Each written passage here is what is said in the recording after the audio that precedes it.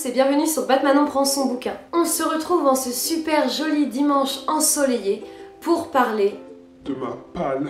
Qu'est-ce qu'une palle? Palle, ça veut concrètement dire pile à lire. En gros, ce sont tous les livres qui sont dans votre bibliothèque qu'il vous reste à lire. Et comme beaucoup de lecteurs, j'ai ce syndrome de l'achat compulsif dès que je vois un bouquin qui me donne envie. Ce phénomène fait qu'il y a des livres qui sont dans cette fameuse palle depuis un certain moment. Plusieurs semaines, voire concrètement plusieurs mois. Sur les réseaux sociaux et notamment sur Facebook est apparu un groupe qui m'a tout de suite plu. Son nom, c'est le challenge Dégomme ta palle. L'objectif de ce challenge, dégommer sa palle, donc lire tous les bouquins qu'il y a dans sa pile à lire. Personnellement, je me suis lancé le challenge de tous les lire avant fin 2019. Dans ma pile à lire, il y a majoritairement des romans, on trouve quelques BD et un manga, je crois. Je me suis basée sur ma pile à lire telle qu'elle est aujourd'hui. C'est-à-dire que même si à partir de demain j'achète d'autres livres, ils ne rentreront pas dans ce challenge. Oui, parce que je sais que l'objectif c'est de ne plus acheter de livres, mais c'est pas possible. Il y a beaucoup trop de livres, beaucoup trop de librairies. Et moi ça m'apaise d'aller dans les librairies. Aujourd'hui j'ai eu envie de vous les présenter. Sauf que voilà, je crois que j'ai 27 ou 28 bouquins, donc je vais pas tous vous les présenter comme à mon habitude parce que c'est trop long. Du coup, deuxième petit challenge, je vais essayer de vous présenter chaque ouvrage en seulement quelques secondes. Je prends mon portable. Alors j'ai aucune idée, surtout que mes vidéos ne sont jamais écrites, hein, donc c'est au feeling.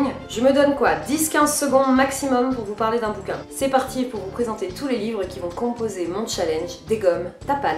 Le premier livre est le seul manga, il s'agit du premier tome de The Promised Neverland et de mémoire, The Promised Neverland raconte l'histoire d'une bande d'enfants qui vivent dans un orphelinat. Tout est beau, tout est magnifique, mais un jour ils vont se rendre compte que non en fait. Cet orphelinat c'est un lieu de fou et que du coup il faut qu'ils s'en aillent à tout prix. Victor Hugo vient de mourir de Judith Pérignon. C'est simple, c'est un tout petit roman qui revient sur la réaction des gens dans Paris à l'annonce de la mort de Victor Hugo. Le rapport de Brodeck de Philippe Claudel, au lendemain de la Première Guerre mondiale, et il va se passer quelque chose de grave dans un village et il y en a un, Brodeck, qui va devoir rédiger le rapport. Sauf qu'il a pas du tout envie de dire ce qui s'est passé et il jure qu'il y est pour rien. La disparition de Joseph Mengele revient sur l'énorme traque qu'il y a eu de Joseph Mengele qui était un médecin tortionnaire de Auschwitz. Comment on l'a recherché pendant des décennies et retrouvé, je crois. Famille parfaite de Lisa Gardner que j'ai envie de lire depuis trop longtemps et je sais pas pourquoi je m'y mets pas, raconte l'histoire du coup d'une famille qui a tout pour être parfait, une grande maison, de l'argent, des super métiers, mais qui du jour au lendemain vont tous disparaître dans des circonstances hyper troubles. Du coup ça a l'air d'être un bon thriller bien palpitant. Maya de Lucinda Riley, ça m'a été offert par ma pote Alex Zilla dans notre swap. Merci à elle si jamais elle regarde. Le concept a l'air dingue, c'est un milliardaire qui a adopté 7 sœurs qui vivent toutes aux 7 coins du monde et quand ce milliardaire va disparaître, elles vont tous essayer d'en savoir plus sur lui et de se retrouver. Maya, c'est l'aînée, donc la première enfant à avoir été adoptée par ce riche milliardaire et ça se déroule au Brésil. Des fois je dépasse le temps, des fois je fais moins, j'espère que ça va pas être trop long. La Horde du contrevent de Alain Damasio, mais alors celui-là je veux le lire depuis trop longtemps, j'arrête pas de le repousser parce que j'ai peur d'être déçue, je sais pas, tout le monde en parle tellement. La Horde du contrevent, c'est du coup l'histoire d'une horde composée d'hommes et de femmes qui vont essayer d'atteindre un objectif. Cet objectif de mémoire, je n'ai plus le nom. Cet objectif, c'est d'essayer de trouver l'extrême amont. Et c'est dans une sorte de désert, c'est glacial, c'est affreux et j'en entends que du bien et c'est ma pote Laureline qui me l'a offert et j'ai trop hâte de lire. Le plus petit baiser jamais recensé de Mathias Malzieu, ça raconte l'histoire d'une fille qui quand on l'embrasse, elle disparaît. C'est simple, court, efficace, ça donne envie, nickel. Des laneurs de rêve de Patti Smith, c'est un tout petit bouquin. Ce sont des textes accompagnés de photos sur son enfance à la campagne. Flipper de Jerzy Kosinski raconte l'histoire d'une rockstar adulée par des millions de gens. Hélas, personne ne sait qui est cette rockstar et l'une de ses fans, une de ses groupies, va partir en quête de découvrir l'identité du coup de ce rocker. Le premier tome de la 5e vague. La 5e vague, c'est une saga qui raconte l'histoire de Cassie, c'est dans un univers dystopique. Je soupçonne qu'il y ait une histoire de virus ou de zombies d'après le 4e de couverture et du coup Cassie va rencontrer Evan et tous les deux ils vont essayer de tout mettre en place pour sauver le petit frère de Cassie avant que ces zombies, ces gens mystérieux, ne les retrouvent. Le premier tome de la saga des Gardiens des Cités Perdues de Shannon Messenger, j'ai trop hâte de le commencer mais j'ose pas parce que je sais qu'il y a déjà au moins 6 ou 7 tomes et que moi quand je commence une saga je lis tout d'un coup et qu'après ma palle elle va jamais avancer. Ça raconte l'histoire de Sophie, une petite fille qui entend continuellement les pensées de tous les gens qui l'entourent. Donc Sophie se demande si elle est normale jusqu'au jour où elle rencontre un garçon de son âge qui va lui dire qu'elle fait partie d'un univers de magiciens ou de sorciers et qu'il faut qu'elle revienne en fait parmi les siens. Changer l'eau des fleurs, c'est l'histoire d'une garde cimetière qui me fait un peu penser à Amélie Poulain parce qu'elle discute beaucoup avec les gens et elle essaye de les rendre heureux. Mais un jour, scandale dans son cimetière, un homme et une femme qui de leur vivant semblaient ne pas se connaître ont demandé à reposer ensemble. Du coup forcément je pense que ça va créer pas mal de soucis. Sirius de Stéphane Servant, au passage a une couverture juste sublime. C'est un roman post-apocalyptique dans lequel un frère et une sœur essayent de survivre face aux sauvages et face à la fin du monde, et leur objectif est donc de trouver Sirius. Qu'est-ce que c'est Sirius? Je ne sais pas. Trouble vérité de Hillocart. Vous vous souvenez, Hillocart c'est celui qui a écrit Nous les menteurs, donc quand il a sorti un autre livre j'étais obligée de craquer.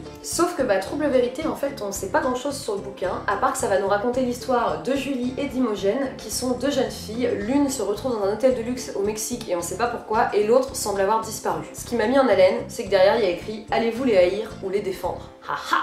Oh, c'est horrible à vous présenter tous les bouquins, j'ai tous envie de les lire tout de suite quoi. Et c'est parti pour le second tome des sorcières du clan du Nord. Les sorcières du clan du Nord, donc le tome 1 raconte l'histoire de Poppy, une jeune fille qui ne s'est jamais sentie à sa place parmi les humains, et de Clarée qui, elle, est une sorcière et ne s'est jamais sentie à sa place au sein des sorcières. Elles vont se rencontrer par le plus grand des hasards, devenir amies et ainsi découvrir le grand secret. Donc là c'est le tome 2, c'est la suite, moi je sais ce qui se passe dans le 1 mais du coup j'ai trop hâte de savoir ce qui se passe dans le 2. Encore une fois je salue la beauté des couvertures car clairement si je me suis jetée sur les sorcières du clan du Nord c'est parce que j'étais captivée par les couvertures. A Kiss in the Dark de Kate Clark, c'est une histoire d'amour entre deux adolescents à qui tout réussit, cependant l'un des deux cache un secret et ça va tout bouleverser. Comme c'est du Kate Clark, on peut s'attendre à ce que ce soit bien noir. Les petites raconte l'histoire d'une jeune fille qui tous les ans depuis des années dans son lycée est élue boudin d'or, donc c'est la plus moche fille, donc c'est un concours de boudin. Et là pour la première fois, ce n'est pas elle la première, il y a deux autres filles devant elle. Mais du coup, ces trois jeunes filles qui se surnomment affectueusement les boudinettes ne veulent pas se laisser avoir par les mauvaises langues du lycée et décident de partir à vélo à Paris rencontrer le président. Hate List, c'est l'histoire de Valérie et de son petit copain qui détestent plein de gens dans leur lycée et qui vont faire une sorte de liste noire de tous les gens qu'ils peuvent pas voir. Sauf que pas de bol pour Valérie, son petit copain va péter un plomb et va assassiner tous les gens de cette liste. Hate List revient sur le quotidien de Valérie juste après cet événement atroce et je suppose que les réactions des gens au lycée vont pas forcément être hyper bienveillantes. Il en reste plus que 7. Le premier tome de l'Archipel, celui-là je l'ai depuis un moment mais j'attendais la sortie du 2 et maintenant j'ai vu qu'il y avait carrément le 2 et le 3 qui étaient sortis. Voilà, dans le monde de l'Archipel on a tous des sosies. Et lui il va se faire emprisonner à la place de son sosie qui est un jeune homme très riche. Donc pendant que Yann essaye de dire à tout le monde mais ce n'est pas moi qui ai commis ce crime ou ce délit, je ne sais pas, Sacha, son sosie, lui se prélasse sur les îles du Sud. Yann se retrouve donc emprisonné dans l'Archipel qui est la pire prison qui existe au monde. À côté Guantanamo c'est le Club Med. J'ai trouvé l'autre jour d'occasion l'intégrale de À la croisée des mondes de Philippe Pullman. Vous allez me dire mais tu l'as toujours pas lu? Eh bien si mes souvenirs sont bons, j'avais lu le tome 1 ou du moins je l'avais commencé en CM2 mais je l'ai pas fini et je le regrette. Du coup c'est pour ça que je m'y remets. Bon je vais vous dire comme ça de mémoire ce dont je me rappelle, c'est très court, une jeune fille, une sorte d'horloge bizarre, elle a un ours blanc, il y a une méchante reine et elle est en quête de quelque chose. Je crois que tous les êtres humains ont une sorte d'animal qui les suit partout, qui leur correspond. Ça se passe dans les royaumes du Grand Nord, ça a l'air énorme. L'adaptation cinématographique était pourrie. Je ne sais plus que ça et en vrai j'ai pas forcément envie d'en savoir plus, j'ai envie d'y retourner sans rien en connaître. Donc je peux pas vous en dire plus. Quelques minutes après minuit de Patrick Ness, celui-là ça fait longtemps aussi que j'ai envie de le lire. Ça raconte l'histoire d'un jeune garçon dont la maman tombe gravement malade. Lorsqu'il dort la nuit, il fait d'horribles cauchemars au sein desquels un monstre vient lui parler. J'ai ensuite les deux tomes de cette superbe BD qui s'appelle Dharma Punks. Dharma Punks, c'est Auckland en Nouvelle-Zélande en 1984. Un groupe de punk anarchistes décide de faire sauter un restaurant de fast-food. Nous suivons donc l'histoire de Baguette qui est la leaduse du groupe et c'est à elle de poser la bombe. C'est un bouquin du coup qui va retracer l'histoire d'une bande de punk et il faut savoir que je suis très sensible au mouvement punk. Voilà, c'est ma grande sœur qui m'avait offert ça il y a 2 ans et j'ai toujours pas eu le temps de mettre le nez dedans et j'ai qu'une hâte, c'est de découvrir les 2 tomes. Surtout que les couvertures, elles envoient du lourd quand même. L'avant-dernier bouquin, il s'agit tout simplement de la BD V pour Vendetta. V pour Vendetta, je connais l'histoire, j'ai vu le film, c'est un de mes films préférés, mais j'ai quand même envie de lire la BD. Future dystopique, il y a eu un virus qui a tué plein de gens, du coup il y a une sorte de dictature qui s'est mise en place.